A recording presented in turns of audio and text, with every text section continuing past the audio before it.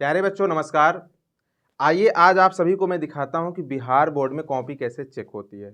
अब इस वीडियो को देखने से फ़ायदा आप सबको ये होगा कि आप सबकी तैयारी बहुत अच्छी होती है, फिर भी आप लोग कॉपी में इस तरीके से नहीं लिख पाते हैं कि एग्ज़ामिनर आपको नंबर पूरा का पूरा दे दे। तो यहाँ पर आप सभी को मैं दिखाता हूँ बिहार बोर्ड की कॉपी को कैसे डिज़ाइन करिए, कैसे आपको लिखना है कि एग्ज़ामिनर पूरी तरीके से मजबूर हो जाए कि आपको पूरा का पूरा नंबर दे सके। तो एक कॉपी बहुत अच्छी आई है, उसको दिखाते हैं आप सभी को। उससे पहले मैं आप सभी को बताएं कि तो प्यारे साथियों आप सभी को ओएमआर मिलता ही है ऑब्जेक्टिव के लिए, सब्जेक्टिव के लिए कॉपी मिलता है। तो आइए आप सभी को मैं दिखाता हूं कि कैसे आप सभी को कॉपी को लिखना है। प्यारे साथियों देखिए, आपको सबसे पहले यहाँ ध्यान देना है कि आपको एक ओएमआर मिलेगी। ओएमआर में क्या होता है कि आपको यहाँ परीक्षार्थी का नाम, रोल नंबर वगैरह, विषय कोड जो भी आपको प्रश्न पत्र मिलेगा यहाँ आप फिल कर देंगे। ठीक है, यहाँ फिल करने के बाद फिर आपको ये 100 क्वेश्चन नंबरिंग से रहेंगे। इस 100 क्वेश्चन में आपको ऑब्जेक्टिव मिलेंगे और 100 क्वेश्चन जो ऑब्जेक्टिव होता है इसमें सिर्फ आपको करना होता है 50। हिंदी भाषा का ये जो है पेपर मिला हुआ है। हिंदी भाषा में आपके जो है 50 क्वेश्चन ही जवाब देने होते हैं। अब कोई ज़रूरी नहीं है कि आप 1 से लेकर 50 तक सीरियल से जवाब दे दो, बाकी छोड़ दो, ऐसा नहीं है। जो आपको कॉन्फिडेंस से आता रहेगा वही 50 देना है, चाहे एक के बाद जो है आप 10वां क्वेश्चन करो, कोई दिक्कत नहीं है। लेकिन आपको 1 से लेकर 100 में टोटल 50 करने हैं। बहुत से बच्चे क्या करते हैं, 1 से लेकर जो है लगातार जवाब देते जाते हैं और स्टार्टिंग के क्वेश्चन गलत करते हैं और लास्ट में 50 से ज़्यादा कर जाते हैं। तो एग्जामिनर हमेशा स्टार्टिंग के 50 क्वेश्चन आपके कंसीडर करेगा, बाकी आप भले सही किए रहोगे लेकिन उसको छोड़ देता है एग्जामिनर। तो आपको स्टार्टिंग से 50 वही 50 करने हैं जो आपको फुल कॉन्फिडेंस से आते हों। ऐसा नहीं कि स्टार्टिंग के 50 में आपको जो थोड़ा सा शक है, थोड़ा डाउट है, वो भी आप लगा दिए, बाकी बात का आंसर सही आ रहा है, फिर भी उसको जो है आप बाद में कर रहे हो, तो ऐसा नहीं। आपको स्टार्टिंग से 50 आ रहा है बहुत अच्छी बात है, नहीं तो आपको कुल मिला के 1 से लेके 100 तक में 100 में से 50 क्वेश्चन करना है। अब यहाँ पे आपको मैं बताऊँ कैसे तरीका क्या होता है फिल करने का। मान लो पहला क्वेश्चन सी सही है, तो ये ब्लैक पेन यूज़ करना है, माना कि मैं रेड दिखा रहा हूँ, ये ब्लैक पेन यूज़ करना है, इसको पूरे जो है सर्किल को ऐसे कलर कर देना। अब सी हो गया। मान लो दूसरे का आपको लग रहा है ए सही है तो ए कर देना ऐसे। जो आंसर ऐसे टोटल आपको 50 करना है। दोस्त एक बात यहाँ यही ध्यान देना कि स्टार्टिंग के ही 50 जोड़े जाएंगे, जैसे 1 हो गया, 2 हो गया, ऐसे ऐसे जोड़ते 50 जोड़े जाएंगे। ये तो आपका ऑब्जेक्टिव का पार्ट हो गया। अब मैं आप सबको ये सिखाता हूँ कि सब्जेक्टिव में कैसे कॉपी को लिखना है, जो सबसे महत्वपूर्ण पार्ट वो माना जाता है। तो यहाँ पर मैं आप सबको सब्जेक्टिव में दिखाता हूँ कि देखिएगा, जैसे ये तो वस्तुनिष्ठ प्रश्न था, अब विषय निष्ठ में देखिएगा, जैसे आप सबको दिख रहा होगा, ये देखिए खंडबा, ये खंड आ था, अब खंडबा, बिल्कुल खंडबा दिख रहा है, जिसमें से आपका दूसरा क्वेश्चन जो होता है, जो दूसरा क्वेश्चन होता है उसमें 6 निबंध मिलते हैं। 6 निबंध में कोई एक निबंध करने के लिए दिया जाता है। तो 6 निबंध में कोई एक निबंध, जैसे यहाँ पे कोई बच्चा की कॉपी आई है, बहुत सुंदर कॉपी है, शहरी जीवन पर निबंध लिखा है। तो आप पहले एक रूपरेखा बनाओगे। रूपरेखा का मतलब क्या होता है, जैसे देखिए बच्चे ने किया है प्रस्तावना, शहरी जीवन से लाभ, नुकसान, कारण, वरदान, अभिशाप, उपसंहार। तो फर्स्ट और लास्ट हेडिंग तो कॉमन होती है। ये देखिए बच्चे ने कितने अच्छे डिजाइन किया, सीरियल से लिखा हुआ है, ऐसा नहीं है कि यहाँ से एक यहाँ से। इसलिए एग्जामिनर बहुत प्रसन्न होगा ऐसी कॉपी को देखकर और पूरे के पूरे आपको सही करेगा। यहाँ पे प्रस्तावना आपने लिखा है, प्रस्तावना में वही शब्द लिखे जाते हैं जो बिल्कुल सरल शब्दावली में जो उस निबंध के बारे में बात की जाती है, एकदम थोड़ा से लिखना होता है, बहुत में बढ़ा चढ़ा के बातें नहीं की जाती हैं। फिर आगे आपने हेडिंग लिखा शहरी जीवन के लाभ। हाँ, एक चीज़ यहाँ पे देखिए कितनी अच्छी कॉपी है, आपको ब्लैक पेन और ब्लू पेन यूज़ करना है, यानी जो है काला और नीला पेन ही यूज़ करना है। और आप काले पेन की जगह पे ब्लैक स्केच भी यूज़ कर सकते हैं, कोई दिक्कत नहीं, लेकिन काले और नीले पेन के अलावा कोई पेन यूज़ मत करना।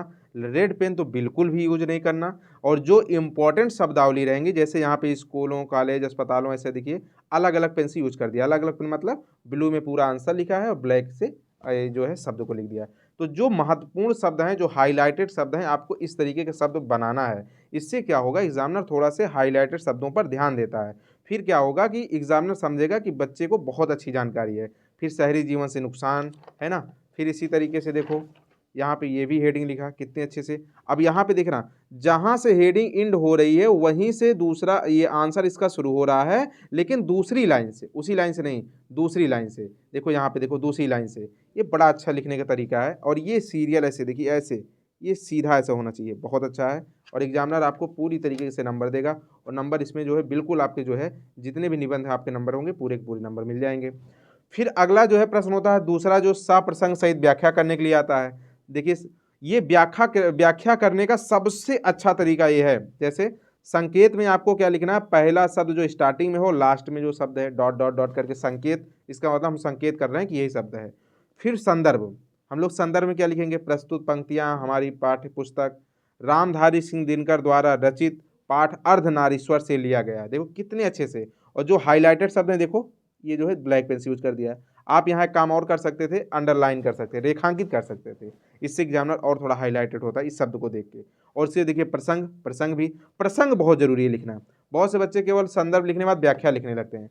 प्रसंग लिखोगे तो आपका एग्जामिनर बिल्कुल समझ आता है बच्चे को पूरा प्रश्न का निचोड़ मालूम है, क्योंकि प्रसंग में ही निचोड़ होता है। व्याख्या तो पूरा आंसर कर ही देते हैं हर बच्चे लगभग, और लेकिन प्रसंग कोई कोई कर पाता है। ये पूरा नंबर सही हो जाएगा। अब देखिए खा भी, ये हालक करना आपको एक ही रहेगा, लेकिन आप देखो यहाँ खा भी किया हुआ है। तो अब खा का मतलब ये कि आपको मैं कॉपी दिखा रहा हूँ, ठीक है, ऐसा नहीं कि आपको पूरा कर देना। आपको जैसे क्वेश्चन में मान लीजिए मिला है कि 2 क्वेश्चन में केवल 1 करना है, तो आपको 2 में केवल 1 करना है। कहीं 6 क्वेश्चन दिया है, 6 में केवल 3 करना है, 3 ही करना है। कोई जरूरी नहीं सीरियल से करना है, मतलब आपको जो आ रहा हो वही करना है। ये आंसर ऐसे हो जाएगा। अब इसी तरीके से हम लोग चलते हैं, देखिएगा ऐसे पत्र आपको मिलेगा। पत्र लिखने के लिए पत्र आपको 2 मिलेगा कॉपी में, 2 में कोई 1 करना होगा, ठीक है ना। प्रश्न पत्र में 2 पत्र मिलेगा, जिसमें से 1 करना होता है। जैसे यहाँ आवेदन पत्र किया गया है प्रधान संपादक, ठीक है, कानून व्यवस्था की बिगड़ती हुई स्थिति पर लिखा है विषय। तो यहाँ पे देखो ये बहुत जरूरी ध्यान देना, ये देखिए ऐसे ये सीरियल, इससे क्या होगा, बच्चे को ये पता होता है ना कि थोड़ा से सीधे में लिखेंगे, एग्जामिनर देखकर थोड़ा अच्छा लगता है इसको एग्जामिनर को। यहाँ महोदय हेडिंग जरूर लिखना, इससे क्या होगा, रिस्पेक्टेड शब्द से जरूरी होता है यहाँ शुरुआत करना। अगर ऐसे कोई शब्द यूज करोगे तो वहाँ पर थोड़ा एग्जामिनर को अजीब लगेगा। यहाँ पे देखिए लास्ट में क्या होगा, धन्यवाद, दिनांक, भावदीय, फिर यहाँ पे अपना नाम, फिर यहाँ एड्रेस, ये तो आप उस समय लिख लोगे जो भी वहाँ पे लिखना रहेगा। फिर उसके बाद में आप सबको क्या ध्यान देना है दोस्त, अगला क्वेश्चन आपको क्या मिलेगा, ये देखिए क्वेश्चन नंबर 4, जो छोटे छोटे क्वेश्चन होते हैं जिसमें 5 जवाब देने होते हैं, 10 क्वेश्चन दिया रहता है, 5 जवाब सिर्फ देना है। जैसे आप देखिए प्रश्नोत्तर नंबर ऐसे डालना, प्रश्नोत्तर नंबर 4 का 1, मान ली 4 का 1 आंसर दे रहे हो, 4 का 1, 4 का 1 देखें, सूबेदार की अंग्रेज सरकार के से बहादुरी, है ना, ऐसे 4 का 2, 4 का 3, ऐसे हर क्वेश्चन का। बहुत से बच्चे ऐसे हेडिंग लिख देंगे, ऐसे 3 2, फिर ऐसे आंसर लिखने लगते हैं। अगर इस तरीके से आप हेडिंग डाल डाल आंसर लिखेंगे तो एग्जामिनर बहुत प्रसन्न होगा, और ये नंबर आपको भी यहाँ से भी पूरा मिल जाएगा। 5 क्वेश्चन ये हो जाएगा। उसके बाद फिर अगला क्वेश्चन देखिएगा, क्वेश्चन नंबर 5, यहाँ सारांश लिखने के लिए आएगा। देखो ये सारांश लिखने के लिए देता है, जैसे जूठन पाठ का सारांश है, तो जूठन पाठ का सारांश आपको लिखना है। तो सारांश कैसे लिखेंगे, जो उसके भाव को अगर जान रहे हैं, जूठन जैसे आपको पता है ओम प्रकाश वाल्मीकि जी का एक चैप्टर है, ये देखो लिखा भी है, ओम प्रकाश वाल्मीकि जी इसके राइटर हैं। अब ऐसे चैप्टर को आपको बिल्कुल उसके भाव को लिखना है, अपने शब्द में लिखना है, सरल शब्द में लिखना है, और कट पिट ज़्यादा नहीं करना, ऐसे साफ शब्दों में लिखना है। बहुत से बच्चे बहुत पास पास शब्द लिख देते हैं, लेकिन ऐसा नहीं, जैसे देखो एक बिल्कुल सही दूरी पर, ऐसा नहीं कि ना बहुत दूर कर दो ना बहुत नज़दीक कर दो। तो यहाँ पर देखो ये सारांश लिखा हुआ है 2 पेज में। अब जो इनसे इम्पोर्टेंट शब्द हैं उसको भी आप लोग लिख सकते हो। देखो इम्पोर्टेंट लाइन, इनसे ये ना कराओ, भूखे रह लेंगे, इन्हें इस गंदगी में मत घसीटो, राष्ट्रीय पुरस्कार भी इनको मिला है, डॉक्टर अंबेडकर राष्ट्रीय पुरस्कार मिला है, परवेज सम्मान मिला है, जयश्री सम्मान मिला है। तो इससे क्या होगा, जो इम्पोर्टेंट शब्द होंगे इसको भी आप लोग अलग अलग कलर में लिख सकते हो। इससे क्या होगा, आपके आपके जो है आंसर बहुत प्रभावी होंगे, ठीक है। फिर उसके बाद में आप देखोगे 5वां क्वेश्चन। अब जैसे जी मान लीजिए जयशंकर प्रसाद से आ गया, आपसे क्या पूछा है, तुमुल कोलाहल कला में कविता का सारांश लिखने के लिए। अब इस जगह पे देखेंगे, सबसे पहले इन जयशंकर प्रसाद की कॉपी है, जयशंकर प्रसाद इसके राइटर हैं। जयशंकर प्रसाद के बारे में जीवन परिचय लिखा आपने, साहित्यिक परिचय लिख दिया, क्या किया, उनकी जो रचनाएं लिख दिया, नाटक, उपन्यास, कहानी संग्रह लिख दिया। अब तुमुल कोलाहल कला से संबंधित इनके भाव को आप ये लिख सकते हो कि इसका जो है विचार क्या है, यानी तुमुल कोलाहल कला के जो भावार्थ क्या है उसको सारांश में आप कन्वर्ट कर सकते हो। तो ऐसे कॉपी आपने लिख दिया। फिर उसके बाद देखेंगे लास्ट मोमेंट में, फिर आगे जो है संक्षेपण लिखने के लिए आपको मिलेगा। संक्षेपण, संक्षेपण देखोगे क्वेश्चन नंबर 6 रहेगा, जिसमें 2 दिया रहेगा, इसमें से 1 करना रहेगा। जैसे आप देख रहे हो प्रेमचंद्र जी की जो है पूछा है, इसमें जो है संक्षेपण लिखने के लिए सबसे पहले संकेत जरूरी है लिखना। संकेत हेडिंग लिखे, संकेत में क्या लिखोगे, गद्यांश का पहला शब्द, दूसरा शब्द और लास्ट का जो है शब्द डॉट डॉट डॉट बीच में कर देना। ये संकेत हो जाएगा कि हम इतने का जवाब देने चल रहे हैं। इसका शीर्षक क्या होता है? शीर्षक में जैसे वो आप पूरे गद्यांश को पढ़ना, जो शब्द बार बार रिपीट हुआ रहेगा या जो शब्द हाईलाइटेड रहेगा या जिस शब्द पर ज़्यादा फोर्स किया जाएगा, जिस शब्द पर ज़्यादा दबाव दिया जाएगा, जिस शब्द पर ज़्यादा चर्चा की जाएगी, जो उसमें महत्व दिखेगा, वही आपका शीर्षक होगा। जो बच्चे यहाँ बहुत परेशान होते हैं शीर्षक निकालने में, लेकिन उसको बार बार ध्यान से थोड़ा पढ़ोगे, कंसंट्रेट होकर पढ़ोगे तो अपने आप शीर्षक समझ में आ जाएगा।